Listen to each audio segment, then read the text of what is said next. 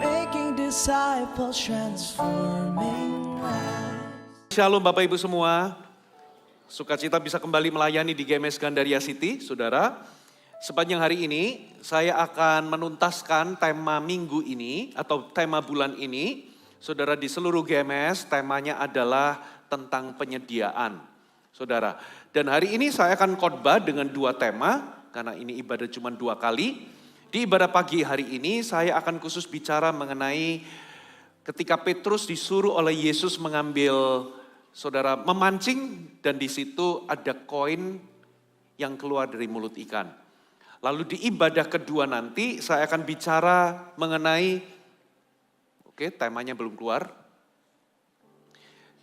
Kisah tentang Petrus juga, saudara, ketika Petrus mengalami kegagalan dan apa yang terjadi ketika dia mengizinkan Yesus masuk dalam perahunya, dia dengar firman di situ, lalu saudara, Tuhan memerintahkan dia untuk berubah arah, mengambil ke tempat yang lebih dalam, dan di situ Tuhan sediakan sebuah mujizat penyediaan. Saudara, ada sebuah kebenaran yang kita perlu tanamkan dalam hati kita, bahwa Tuhan kita bukan hanya Tuhan yang menyelamatkan, tapi Dia juga adalah Tuhan yang menyediakan dalam kehidupan kita. Katakan amin. Ini adalah sebuah kebenaran. Itulah sebabnya Tuhan berkata, jangan khawatir. Jangan hidup seperti orang-orang yang tidak kenal Tuhan.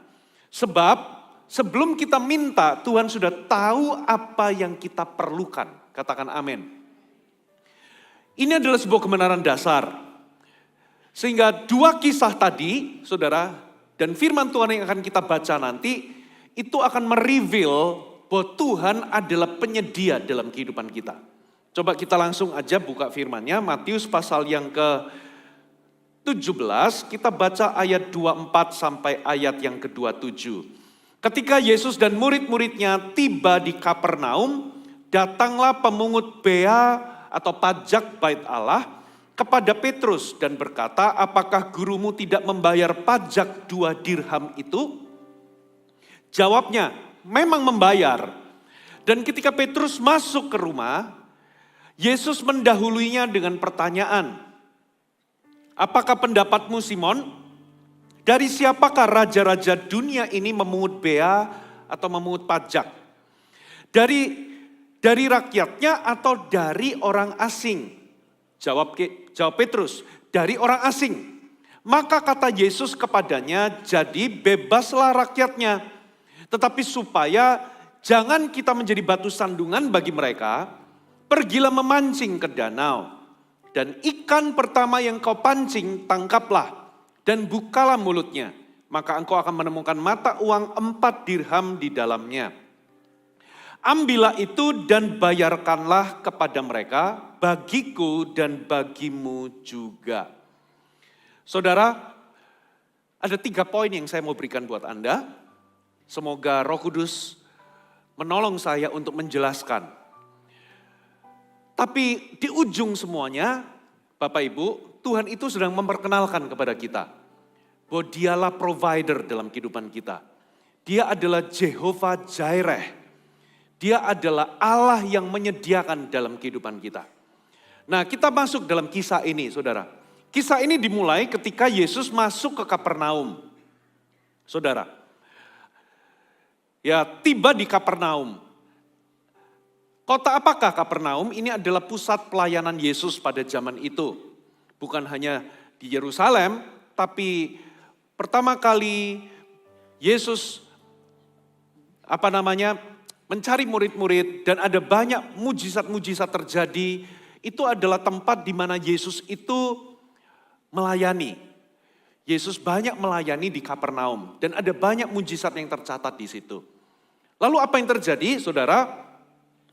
Ketika tiba di situ, datanglah pemungut pajak bait Allah kepada Petrus. Lalu tanya, apakah gurumu itu membayar pajak bait suci?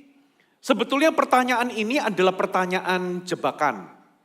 Ini adalah pertanyaan, bukan pertanyaan tulus, bukan pertanyaan biasa, tapi ini ditanyakan untuk mencari celah supaya bisa menjebak Yesus. Ingat, pada zaman itu banyak orang itu mencari kesalahan daripada Yesus. Kalau Yesus itu tidak membayar pajak, maka Yesus itu dianggap, saudara, tidak memenuhi hukum Taurat. Apa sih pajak bait Allah? Saya coba jelaskan di sini. Kalau Anda baca dalam kitab terjemahan baru, itu pakai kata dirham, tapi sebetulnya itu bukan dirham, saudara. Kalau Anda baca dalam bahasa Inggrisnya, itu pakai kata drakam. Bukan drakam. Drakma, lidah tak bertulang. Drakma itu apa sih? Saudara, drakma itu adalah mata uang Yunani kuno yang digunakan sejak abad ke-6 sebelum Masehi. Dan masih digunakan pada zaman perjanjian baru, yaitu pada zaman Yesus. Itu dikenal dalam konteks dunia Yunani Romawi. Ingat pada zaman itu Israel itu dijajah oleh bangsa Romawi. Nah, mata uang ini yaitu drakma, D-R-A-C-H-M-A.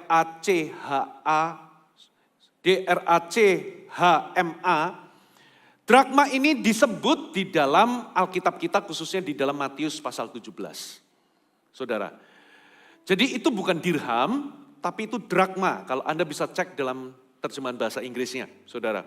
Satu drakma itu selaras atau setara dengan upah satu hari orang bekerja. Terbuat dari perak. Jadi pajak bait suci ini bukanlah pajak pemerintahan Romawi. Ini adalah pajak yang dikenakan untuk semua laki-laki Yahudi dewasa. Ini adalah pajak keagamaan, pajaknya orang Yahudi. Ini bukan persepuluhan, ini juga bukan persembahan sukarela. Ini di luar itu, ini adalah pajak tahunan, saudara. Sehingga kalau Anda itu orang Yahudi laki-laki, saudara harus membayar pajak 2 drakma itu. Saudara, yaitu setara dengan, kalau 2 drakma berarti nilainya setara dengan upah 2 hari bekerja. Jadi per tahun mereka itu harus pajak itu kalau Anda orang Yahudi. Saudara, nah orang-orang atau pemungut pajak tersebut tanya, apakah Yesus membayar? Ini adalah sebuah pertanyaan jebakan untuk cari kesalahan. Kalau Yesus itu tidak bayar, Yesus dianggap melanggar, saudara, bait suci. Sebab pajak ini tertulis dalam kitab Keluaran, dalam kitab Imamat. Ya, biayanya itu Anda bisa cek itu dalam Keluaran 30. Ya, orang Yahudi itu diwajibkan membayar setengah shikal, setara dengan 2 drakma tersebut. Jadi kalau Yesus gak bayar, Yesus itu akan dianggap tidak memenuhi hukum Taurat. Tapi kalau Yesus itu bayar, ini juga jebakan, saudara. Yesus dianggap sebagai orang biasa atau rakyat biasa. Ingat, Yesus itu mengaku bahwa dirinya anak Allah. Loh, kok dia itu bayar? Nah, jadi sebetulnya pertanyaan itu, saudara. Nah, dari sini ada 3 poin sederhana bagaimana Anda bisa hidup dalam penyediaan Allah. Poin pertama, saya tulis ini, saudara. Saudara perlu memiliki atau memastikan saudara itu hidup dengan motivasi atau pastikan motivasi saudara, motif Anda itu benar. Katakan motivasi. Coba ya, saya bacakan lagi ya. Yesus itu dikatakan begini. Jawabnya ayat 25, memang membayar. Jadi waktu Simon ditanya, gurumu itu bayar atau tidak sih? Simon itu menjawab tanpa pikir panjang, langsung aja dijawab. Kenapa Petrus itu langsung jawab padahal nggak ada Yesus di situ? Karena Petrus itu adalah seseorang yang tipe orang yang cepat bertindak. Ngomong dulu baru mikir belakangan. Dan Petrus itu terkenal loyal. Jadi rupa-rupanya Petrus itu jawab demikian tanpa diskusi sama Yesus. Dia jawab itu karena dia ingin menjaga kehormatan dari gurunya. Jadi dia itu pokoknya langsung jawab, memang bayar kok guruku. Gitu ya. Nah, lalu perhatikan ayat berikutnya. Ayat 25. Ya, perhatikan. Jawabnya memang membayar. Dan ketika Petrus masuk rumah, Yesus mendahuluinya dengan pertanyaan.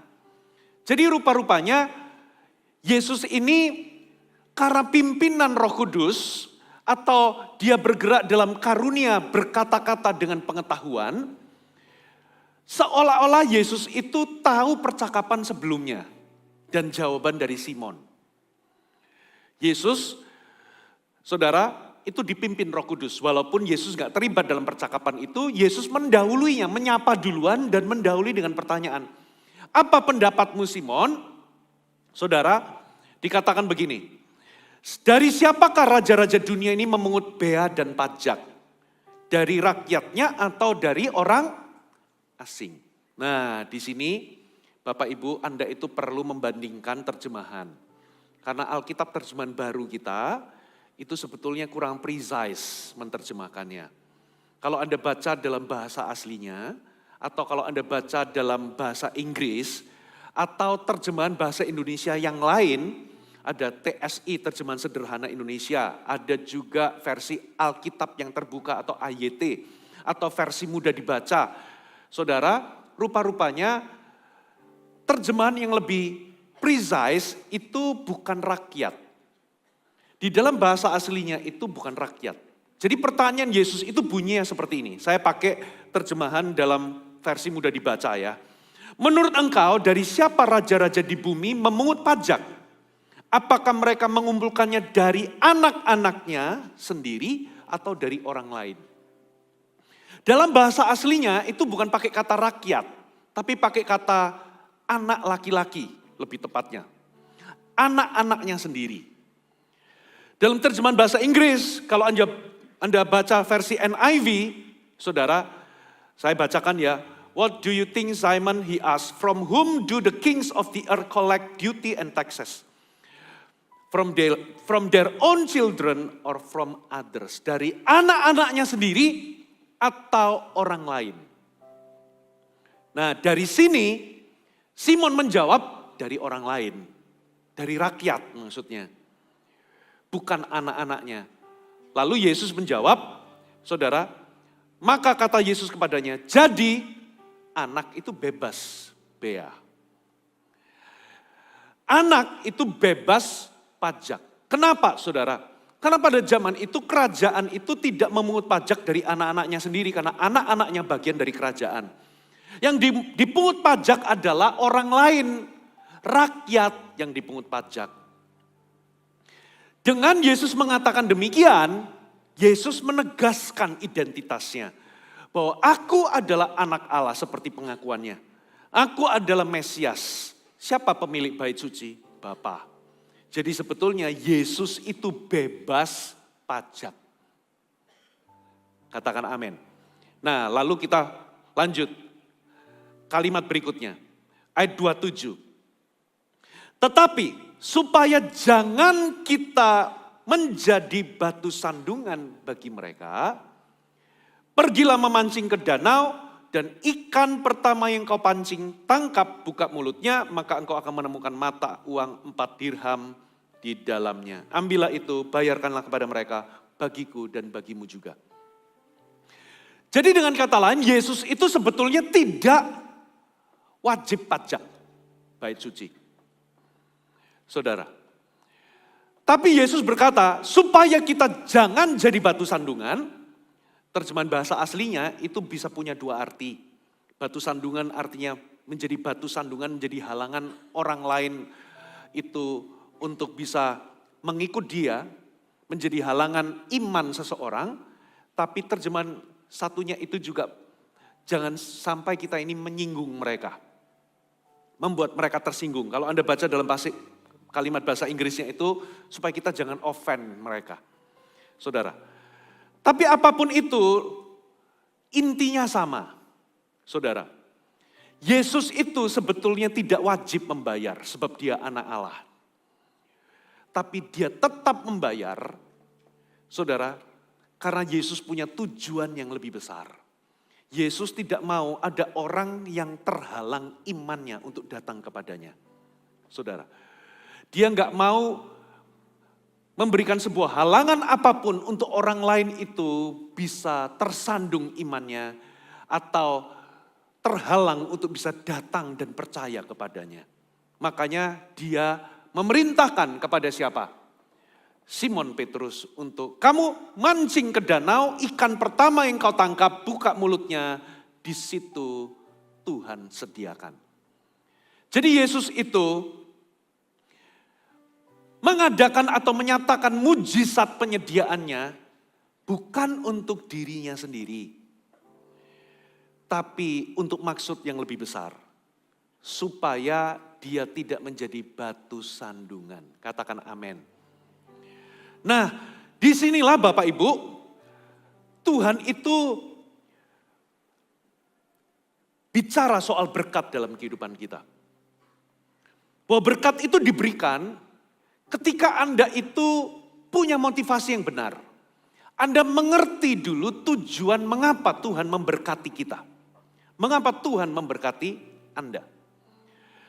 Kalau Anda ingin melihat mujizat penyediaan terjadi dalam kehidupan saudara, pemeliharaan Allah nyata dalam kehidupan saudara, saudara perlu mengerti tujuan mengapa Tuhan memberkati kita. Halo, amin. Saudara, yang pasti dia sendiri berfirman, Filipi pasal 4 ayat 19, coba dibaca ayatnya. Saudara, Filipi 4 ayat 19. Dikatakan, Allahku akan memenuhi segala keperluanmu menurut kekayaan dan kemuliaannya di dalam Kristus. Dengan kata lain, dia itu akan mencukupkan segala keperluan kita. Dia bukan Tuhan yang lepas tanggung jawab, Bapak Ibu. Alkitab katakan, dia adalah Tuhan yang mencukupkan kita. Halo, amin. Jadi bahkan saudara dikatakan segala keperluan. Segala keperluan itu termasuk keperluan-keperluan yang kita anggap kecil atau remeh, Tuhan pun peduli. Segala keperluan berarti tanpa kecuali. Makanya hari ini saya seringkali ucapkan saudara, yakinlah bahwa semua kebutuhan Anda akan dicukupi. Tidak semua keinginan kita akan terpenuhi, tapi semua kebutuhan kita akan tercukupi. Katakan amin. Di sini saya yakin, saudara, bahwa Tuhan itu tidak ingin Anda di garis kekurangan. Dia mencukupkan segala kebutuhan Anda. 2 Korintus 9 ayat 8, coba perhatikan ayat ini. 2 Korintus 9 ayat 8. Allah sanggup melimpahkan segala kasih karunia kepada kamu. Yang percaya katakan amin. Supaya apa? Supaya kamu senantiasa apa saudara? Berkecukupan dalam segala hal. Berarti Allah kita adalah Allah yang mencukupkan semua kebutuhan kita. Halo, amin. Lalu dikatakan apa saudara? Dan malah berkelebihan. Di dalam pelbagai kebajikan. Jadi dari sini saya yakin Tuhan gak mau kita kekurangan. Tuhan mau kita berkecukupan. Tuhan mau segala kebutuhan kita tercukupi. Halo, amin. Lalu di mana kelimpahannya? Rupanya kelimpahannya itu ada di sini. Kelimpahan itu Tuhan maksudkan supaya kita itu bisa berkelebihan di dalam perbuatan baik. Saudara, ada dua teologi yang berkembang. Ekstrim kanan namanya teologi kemakmuran. Teologi kemakmuran itu mengajarkan bahwa semakin Anda kaya, semakin rohani Anda. Pengajaran ini bisa berbahaya, kenapa? Karena iman Anda akhirnya Anda tujukan untuk Anda memperoleh lebih dalam hal materi. Sebagai ukuran, saudara itu rohani atau berkenan di hadapan Tuhan. Kalau Anda menganggap bahwa ukuran kerohanian saudara, perkenanan Tuhan itu adalah materi, disitulah banyak orang akhirnya terjebak di dalam yang namanya cinta uang. Akibatnya apa? Banyak orang akhirnya memburu uang, lalu akhirnya imannya menyimpang kata Alkitab. Dan dia dirundung dengan berbagai-bagai duka. Saudara, ini teologi ekstrim. ukuran seseorang itu berkenan, itu adalah materi. Sehingga akibatnya saudara, iman kita jadi menyimpang. Saudara, kita mengikut Tuhan itu istilahnya kita hanya kejar peningkatan demi peningkatan apa yang kita miliki. Imannya jadi menyimpang. Tapi teologi ekstrim sebelah kirinya itu namanya teologi kemiskinan. Teologi kemiskinan itu mengajarkan semakin Anda miskin, semakin Anda rohani. Ada tradisi yang mengajarkan bahwa kemiskinan adalah bentuk ketekunan dan kedekatan dengan Tuhan. Itu diambil dari penafsiran yang salah dari beberapa firman. Contohnya, berbahagialah orang yang miskin di hadapan Allah karena ia adalah empunya kerajaan sorga. Miskin di hadapan Allah itu dianggap sebagai kalau engkau semakin miskin materi, engkau semakin rohani. Lalu ada sebuah ayat juga dikatakan orang yang kaya sukar masuk dalam kerajaan Allah. Dan penafsiran dari Lazarus. Lazarus yang miskin itu dibawa ke pangkuan Abraham sementara ada orang kaya masuk ke tempat penderitaan. Saudara dengar baik-baik. Orang kaya itu masuk ke neraka bukan karena dia kaya. Orang miskin itu di pangkuan Abraham, lambang dari Firdaus, itu bukan karena dia miskin. Kaya dan miskin tidak menentukan kerohanian seseorang. Kalau Anda baca di ayat itu, orang yang kaya itu memohon supaya apa? Lazarus dibangkitkan. Untuk memperingatkan siapa? Saudara-saudaranya, sebab ada 5 kalau nggak salah saudaranya. Tolong peringatkan. Lalu apa yang terjadi? Bapak Abraham berkata, ada padamu kesaksian Musa dan kesaksian Nabi. Ada padamu Alkitab maksudnya. Ada padamu firman Allah. Karena sekalipun ada orang mati bangkit, kalau dia nggak percaya sama firman, dia juga nggak akan percaya. Tapi orang kaya ini menjawab, tidak Bapak Abraham, tidak. Orang ini kalau lihat orang mati bangkit pasti percaya. Dari situ ketahuan bahwa ternyata saudara-saudaranya itu persis seperti dia waktu dia hidup. Yaitu tidak percaya kepada firman. Tidak taat kepada firman. Itulah yang membuat orang kaya itu masuk ke neraka. Bukan karena dia kaya. Jadi teologi yang benar apa? Namanya teologi ketaatan. Katakan ketaatan. Saudara. Maksudnya bagaimana? Nah di sini Bapak Ibu. Kita percaya bahwa Tuhan itu mencukupkan kebutuhan kita. Halo amin. Saudara. Nah disinilah banyak orang itu keselio. Karena banyak orang itu tidak mengerti maksud kenapa Tuhan memberkati. Paling tidak saudara saya bisa simpulkan ada 3 maksud kenapa Tuhan memberkati. Yang pertama, Tuhan ingin kita memuliakan Tuhan dengan segala sumber daya kita. Makanya kitab Roma berkata, saudara, coba kita buka aja kitab Roma. Roma pasal yang ke 11 ayat 36 dikatakan sebab segala sesuatu adalah dari Dia, oleh Dia, kepada Dia, bagi Dialah kemuliaan sampai selama-lamanya. Segala sesuatu itu dari Tuhan, katakan amin.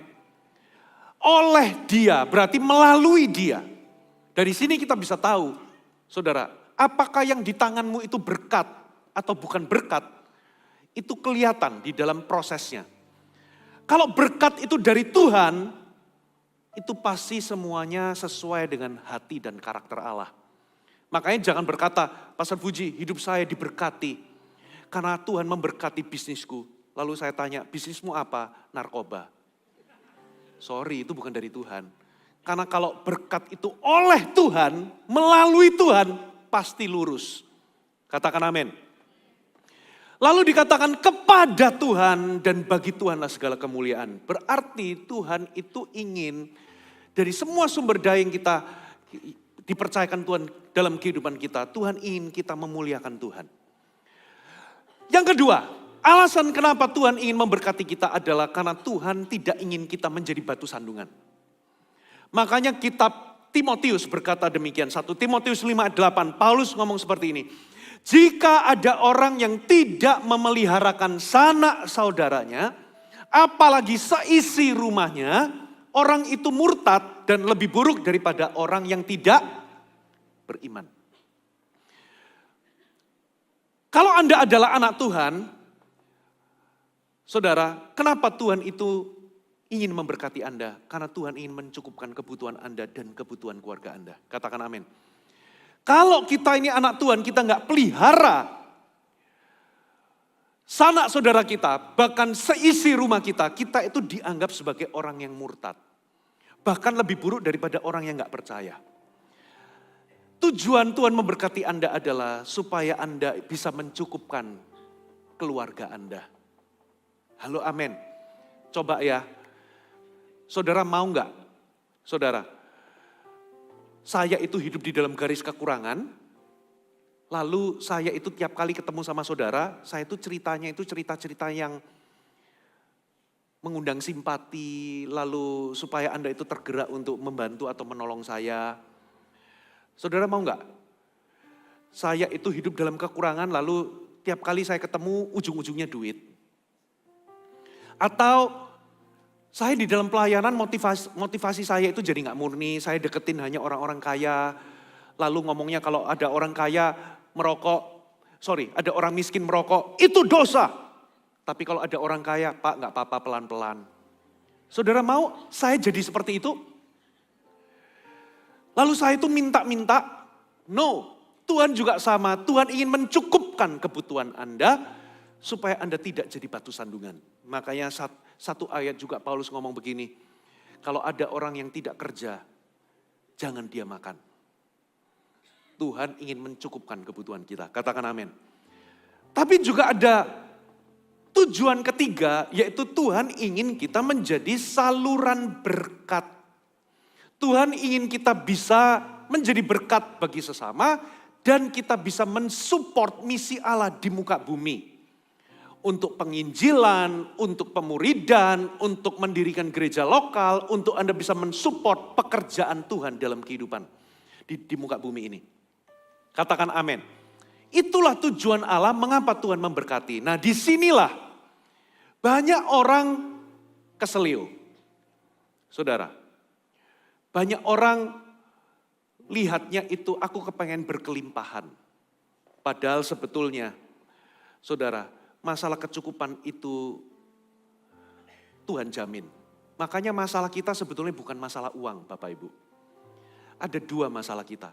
Yang satu itu kekhawatiran, yang satu ketamakan. Saya ulangi, saudara. Dan dua-duanya itu punya akar yang sama. Katakan sama-sama, kekhawatiran, ketamakan. Akarnya sama, yaitu saudara tidak percaya atau tidak menaruh percaya kepada Tuhan sebagai sumber atau penyedia dalam kehidupan saudara. Dengan kata lain, kalau Anda khawatir, saudara, Anda khawatir Tuhan tidak menyediakan. Makanya Anda cemas, Anda gelisah. Anda tidak percaya bahwa Tuhan itu penyedia dalam kehidupan saudara. Kalau tamak, sama-sama. Anda nggak percaya bahwa Tuhan sudah menyediakan dalam kehidupan saudara. Makanya Anda selalu merasa kurang. Makanya Yesus itu berkata di dalam firman-Nya dalam kitab Injil itu tentang dua hal. Janganlah kamu khawatir tentang apa yang kamu makan, minum, pakai. Jangan hidup seperti orang yang tidak kenal Tuhan. Sebaliknya cari kerajaan Allah dan kebenarannya. Semuanya akan ditambahkan. Sebab sebelum kita minta, Tuhan tahu apa yang menjadi keperluan kita. Katakan amin. Yang kedua, Yesus pun ngomong, waspadalah terhadap segala ketamakan. Sebab hidup kita itu tidak tergantung dari kekayaan atau berapa banyak yang kita miliki.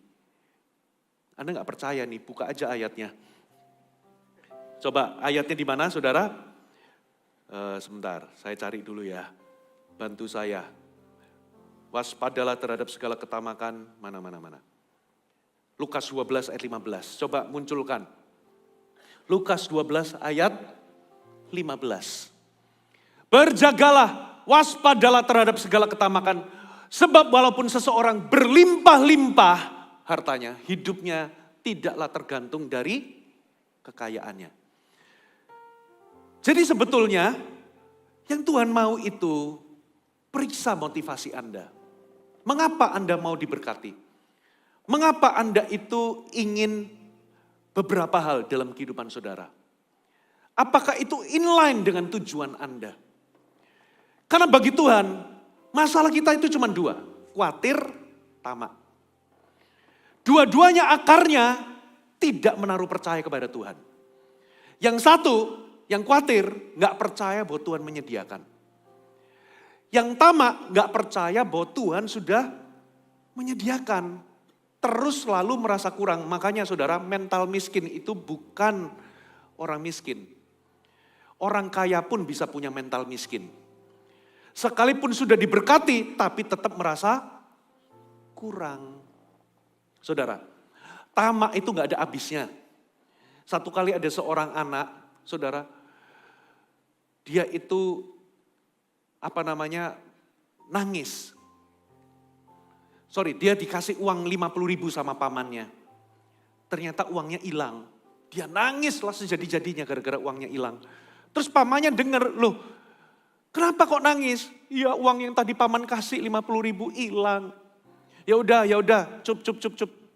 Ini paman ganti 50.000. Harusnya dia sukacita, betul nggak? Ternyata dia nangisnya makin kenceng. Pamannya heran, loh kok makin kenceng nangisnya? Ditanya, kenapa kok kamu makin nangis? Kalau uangku tadi nggak hilang, sekarang aku sudah punya 100.000. Dia nangis, akhirnya kedengeran sama ibunya. Ibunya iba. Ya udah cup. Ini ibu tambahin 50.000 supaya jadi 100.000. Harusnya dia sukacita bersiul-siul, tapi dia nangisnya makin kenceng. Kenapa? Kalau tadi nggak hilang, aku sudah punya 150.000. Itu namanya tamak, saudara. Nah, disinilah banyak orang Kristen keliru melihat yang namanya kelimpahan. Bapak Ibu, apa sih kelimpahan menurut kerajaan sorga? Begini loh. Kelimpahan itu begini.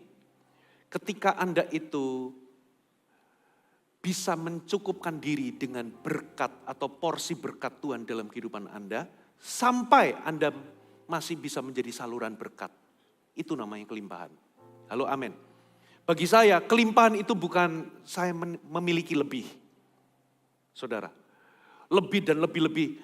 Sampai kita itu set sebuah status atau standar gaya hidup tertentu. Tidak. Di tempat di mana hari ini Anda tinggal, di tingkat di mana hari ini Anda berada, Anda bisa hidup berkelimpahan. Maksudnya bagaimana? Maksudnya gini, kalau Tuhan itu kasih porsi Anda berkat segini, kelimpahan itu begini loh. Aku sesuaikan diriku dengan gaya hidup sesuai dengan porsi berkat Tuhan dalam hidupku. Aku cukupkan diri dengan apa yang ada sampai saya itu masih bisa persepuluhan, saya bisa memberikan pekerjaan misi, dan saya bisa menjadi saluran berkat. Itu namanya kelimpahan. Katakan amin. Saudara, satu kali saudara waktu dulu saya di Manado itu long time ago ya, kita itu rekrut karyawan part time. Karyawan ini digaji 400.000 sebulan. Waktu dia gajian pertama 400.000, dia langsung pergi beli parfum harganya 350.000. Coba, berarti kalau dia gajinya 400.000, perpuluhan dipotong perpuluhan berarti berapa saudara? 360 kan berarti, dipotong 40.000. Terus dia belikan parfum 350, sisanya berapa? 10.000. Jadi dia sebulan hidup dengan 10.000. Makanya banyak kita itu bukan karena Tuhan gak mencukupkan. Tapi gaya hidupmu gak sesuai dengan porsi berkat dalam hidup Anda. Betul atau betul? Saudara, jadi di tingkat di mana Anda berada. Saya dulu belum punya rumah. Gak punya mobil. Saudara, masih kontraktor, ngontrak sana di kontrak sini. Tapi saya bisa cukupkan diri dengan apa yang ada, gaya hidupnya. Dan saya masih bisa persepuluhan, saya masih bisa komitmen untuk persembahan misi setiap bulan. Saudara, saya masih bisa memberkati orang. Hari ini kami punya gaya hidup seperti itu, saudara. Nanti saya jelaskan di poin yang terakhir, saudara ya. Apa sih esensi persepuluhan? By the way, saya nggak lagi ngomong tentang perpuluhan hari ini. Tapi itulah definisi limpah. Katakan amin. Karena kalau Anda itu definisi limpahnya itu adalah memperoleh lebih dan lebih dan lebih, Anda akan masuk dalam ketamakan. Anda akan masuk menjebak diri Anda menanam benih cinta uang dalam kehidupan saudara. Lalu akibatnya apa? Karena Anda ingin lebih dan lebih, Anda masuk dalam gaya hidup yang berlebihan di luar porsi berkat Tuhan dalam kehidupan saudara. Anda bisa jadi masuk dalam gaya hidup konsumtif, saudara. Lalu apa yang terjadi? Justru ujungnya krisis. Kenapa saudara? Besar pasak daripada tiang. Gaya hidupnya kegedean. Porsi berkatnya segini, Anda nggak bisa cukupkan diri. Makanya rahasia bahagia, rahasia kelimpahan itu terletak pada hati yang mampu mencukupkan diri. Katakan amin. Tengok kanan kiri. Hatimu bagaimana?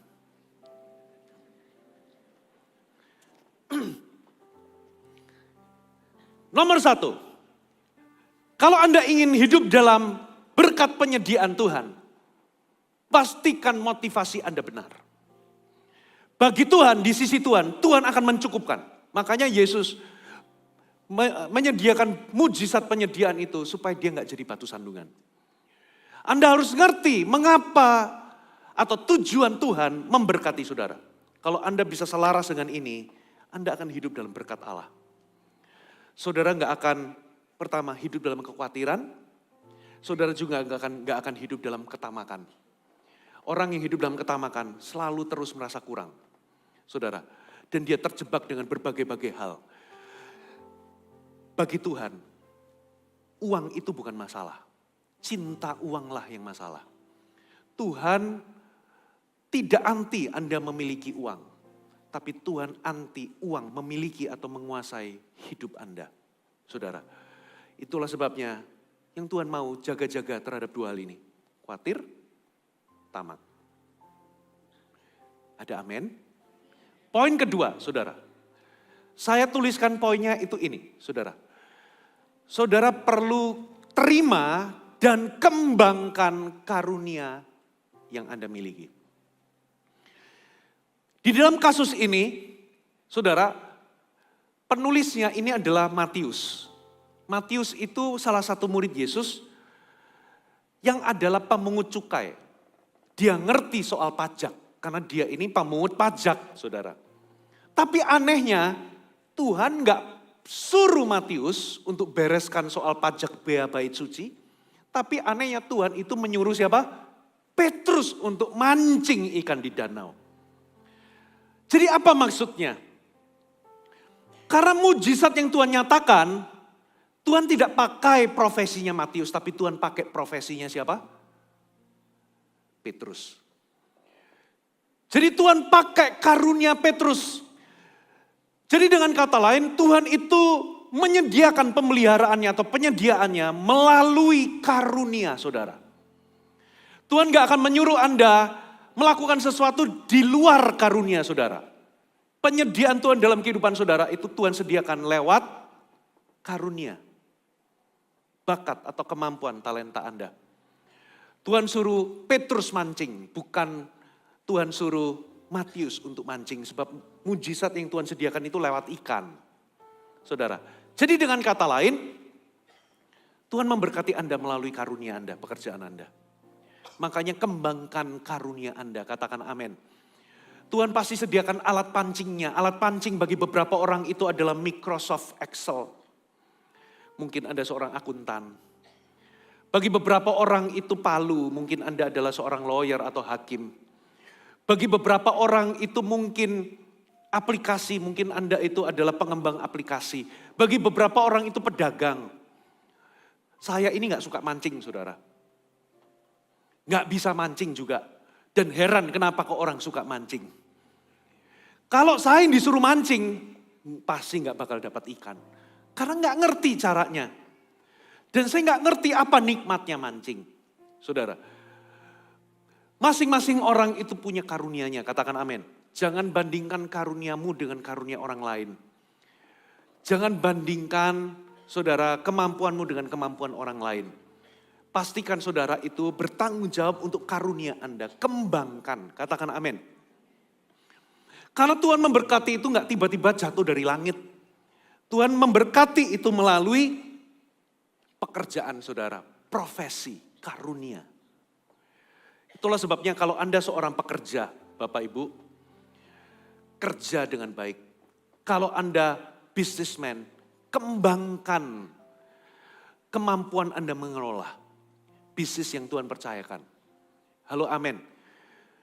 Kembangkan itu. Kalau Anda seorang pekerja, berarti ini prinsip ya bagi saya, saudara. Yang pertama, ya jangan datang terlambat. Yang kedua, jadilah pribadi yang rajin, maksudnya apa? Termotivasi dari dalam, nggak tunggu dapat SP baru termotivasi. Nggak tunggu didorong-dorong, dimotivasi. Motivasi Anda harus datang dari inisiatif pribadi. Katakan amin. Selalu iya untuk pekerjaan tambahan. Jangan kebanyakan alasan. Kalau Anda diminta pekerjaan yang di luar yang diminta, lakukan. Kalau ada diminta untuk lembur, lakukan hal-hal yang di luar job desk. Saudara, memang tidak dipukul rata setiap kali. Kalau memang Anda ada situasi, kasih tahu. Tapi jangan sampai Anda diingat oleh pimpinan saudara, Anda itu kebanyakan ngeyel. Susah dimintain tolong. Karena apa? Nanti mau ada promosi, yang diingat pasti bukan Anda. Tapi kalau Anda bisa diandalkan, saudara, disitulah Tuhan memberkati. Saudara, lalu apa? Selalu berikan lebih daripada yang diminta. Halo, amin. Saudara, full timer kami ajarkan. Hari ini saya dengan istri.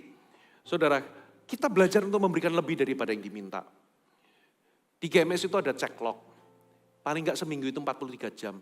Kita itu susah loh ngepasin 43 jam, selalu lebih-lebih. Saudara, kalau Anda lakukan itu, Tuhan akan mempromosi, Tuhan akan memperlebar berkat Tuhan dalam kehidupan saudara. Katakan amin. Yang ketiga, poin yang terakhir, saya tinggal 6 menit. Tangani dan kelola berkat dengan hati-hati. Tangani dan kelola berkat saudara dengan apa saudara? Hati-hati. Maksudnya apa? Dari sini, coba Anda lihat ya. Yesus suruh siapa? Petrus memancing. Lalu dikatakan ikan pertama yang kamu pancing, buka mulutnya, di situ ada mujizat penyediaan. Kalau saudara atau saya yang jadi Petrusnya, saya akan ngomong, Tuhan kita pancing ikan lagi lebih banyak. Betul enggak? Ternyata enggak. Tuhan enggak kasih ikan lebih banyak dengan banyak koin di dalamnya. Ternyata Tuhan mencukupkan dengan satu ikan saja. Maksudnya bagaimana? Ternyata penyediaan Tuhan itu terjadi lewat kesetiaan Anda di dalam mengelola berkat yang hari ini sudah ada di tangan saudara. Katakan amin. Makanya banyak kita itu fokusnya adalah minta lebih. Padahal dalam banyak perumpamaan kalau engkau setia dengan satu yang diberikan, kalau engkau setia dengan 2 talenta yang diberikan, kalau engkau setia dengan 5 talenta yang diberikan, maka Tuhan akan memperbesar kepercayaannya. Tapi kalau engkau enggak setia dengan yang satu, Tuhan enggak akan memperbesar kepercayaannya dalam kehidupan saudara. Itulah sebabnya Bapak Ibu, di dalam Alkitab sebuah kebenaran bahwa ternyata kita ini hanyalah seorang pengelola. Halo, amin. Kita ini bukan pemilik.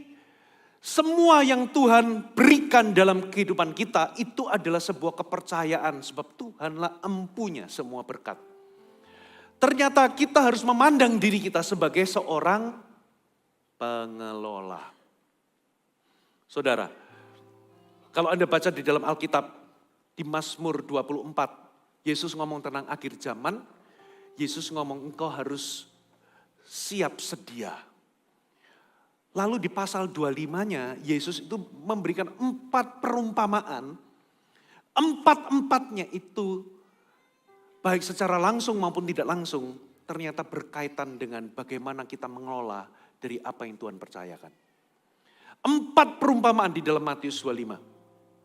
Saudara, perumpamaan tentang hamba yang jahat, perumpamaan tentang talenta. Saudara, perumpamaan tentang gadis bijaksana dan gadis bodoh. Saudara, 4 perumpamaan itu bicara mengenai bagaimana kita bisa mengelola harta atau mengelola kepercayaan yang Tuhan berikan kepada kita. Dengan kata lain, kita hanyalah pengelola. Halo, amin. Jadi jangan minta lebih, tapi tunjukkan diri Anda bertanggung jawab dengan apa yang ada. Baru dari situ Tuhan akan memberikan lebih. Halo, amin. Bagi saya, sederhana prinsipnya. Setiap berkat yang Tuhan berikan dalam kehidupan saya akan kelola dengan sebertanggung jawab mungkin. Yang pertama, saya hidup dengan sebuah perjanjian. Saudara, bahwa setiap kali saya terima berkat, saya langsung kembalikan 1/10. Saudara, Kitab Imamat berkata, 1/10 dari benih atau dari apa, dari itu adalah kudus dan itu adalah milik Tuhan. Itu persembahan yang kudus. Bapak Ibu, itu tidak, saudara, tidak serta-merta ditulis di dalam Alkitab tanpa sebuah tujuan. Itu sebabnya saya dengan istri dari sejak saya bertobat sampai hari ini, setiap kali saya terima berkat, saya mau hidup dengan perjanjian ini di hadapan Allah. Saya akan kembalikan 10% untuk persepuluhan.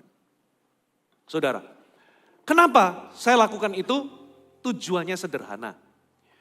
Yang pertama itu adalah pengakuan saya di hadapan Tuhan bahwa dialah sumber, dialah penyedia dan dialah Tuhan atas hidup saya. Makanya saya mau hidup dalam perjanjian ini sampai seumur hidup. Saudara, yang kedua, saya tidak mau makan semuanya. Saya nggak mau jatuh di dalam yang namanya ketamakan. Makanya setiap kali saya terima berkat 100%, saya langsung kembalikan 1/10. Saudara, itu pengakuan bahwa Tuhan, berkat itu milikmu. Tuhanlah sumber dalam kehidupanku. Aku pastikan Tuhan, Engkaulah Tuhan di hatiku dan bukan mamon. Saudara, dengan cara apa? Saya hidup dalam perjanjian ini seumur hidup saya. Saudara, dan yang kedua, saya sepakat dengan istri dari berkat setiap bulan. Saudara, kami juga persembahkan untuk misi. Saudara, minimal 10%. Nah, istri saya beberapa kali tantang saya kalau tiap kali breakfast with God. Saudara, kami juga belajar menabur untuk misi. Dari zaman ketika kami awal-awal menikah, belum punya apa-apa, kami hidup dengan itu. Kami belajar untuk menabur. Bapak Ibu, kami juga hari ini saya ngomong begini, saya nggak mau mencairkan kredit saya dengan saya cerita begini. Saudara, kami juga belajar untuk memberkati sesama. Kami jadi orang tua asuh bagi orang yang mungkin secara pendidikan sulit. Tidak semua kami bisa memberkati, tapi dari berkat itu kami kelola. Saya bisa persepuluhan, saya bisa memberi. Kami cukupkan diri dengan berkat porsi kami. Supaya kami bisa tetap persepuluhan dan mensupport pekerjaan Tuhan. Sisanya, 80%-nya, saudara kelolalah dengan baik. Saudara, Anda bisa tabung berapa persennya, saudara bisa investasikan ke dalam pekerjaan saudara. Uangnya itu nggak langsung dimakan untuk gaya hidup Anda, tapi Anda sisihkan supaya Anda bisa putar untuk usaha Anda. Dengan kata lain, kalau Anda bisa kelola itu semua dengan baik, saudara, saya percaya Tuhan akan melihat kita setia dan Tuhan akan tambahkan kepercayaan. Halo, amin. Kami melihat sebuah perspektif bahwa kelimpahan itu bukan saya mengejar gaya hidup tertentu, tidak. Tapi saya mencukupkan diri dengan apa yang ada pada kami, sehingga kami masih bisa persepuluhan, kami masih bisa mensupport pekerjaan Tuhan, kami bisa mendukung sesama,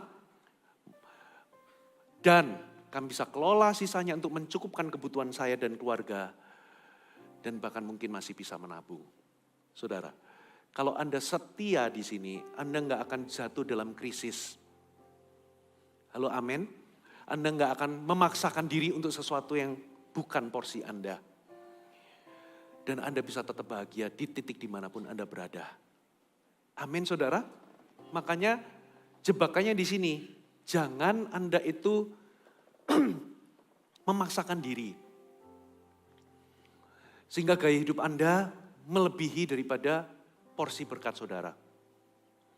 Dengan kata lain, kalau hari ini Anda masih kontrak, bersukacitalah di dalamnya. Kalau Anda nggak bisa bersyukur waktu Anda ngontrak, Anda juga nggak akan pernah bisa bersyukur waktu Anda punya rumah. Kalau Anda masih ngontrak, hiduplah berpadanan dengan gaya hidup Anda, sehingga Anda masih bisa persepuluhan, menjadi saluran berkat buat orang lain, lalu Anda syukuri dengan apa yang ada. Nanti pada waktunya Tuhan akan berikan kemampuan untuk Anda bisa punya rumah. Halo, amin. Kalau Anda masih hari ini, Anda masih belum punya mobil, masih sepeda motor, saudara, jangan maksa Anda punya mobil kalau Anda porsinya bukan segitu. Tapi apa? Syukuri, cukupkan diri Anda di situ. Anda masih bisa memberi, Anda masih bisa mensupport pekerjaan Tuhan. Saudara, gaya hidup Anda sesuaikan, itulah kelimpahan. Katakan amin. Bersyukurlah Tuhan, terima kasih.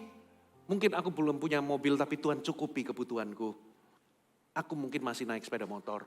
Kalau Anda bisa bersyukur ketika Anda naik sepeda motor, saudara, Anda juga akan bersyukur nanti ketika Anda punya mobil. Saudara, tapi kalau Anda naik sepeda motor, Anda nggak bisa bersyukur, nanti punya mobil pun Anda akan noleh ke lebih tinggi. Saudara, selalu di atas langit masih ada langit. Selalu ada orang yang punya lebih daripada saudara. Saudara, kalau Anda nggak bisa bersyukur di tingkat Anda sekarang, Anda juga nggak akan bersyukur nanti kalau Anda diberkati lebih. That's why, saudara, pesan saya cuma sederhana hari ini. Percayalah bahwa Tuhan penyedia dalam hidup Anda. Katakan amin. Jangan khawatir karena Dia penyedia, Dia akan mencukupkan. Jangan juga tamak, percayalah bahwa Tuhan telah mencukupkan. Yang perlu Anda sesuaikan adalah gaya hidup Anda. Kalau Anda bisa ikuti 3 hal ini, saya percaya saudara, Tuhan akan sediakan penyediaan dalam kehidupan Anda. Mari kita bangkit berdiri sama-sama.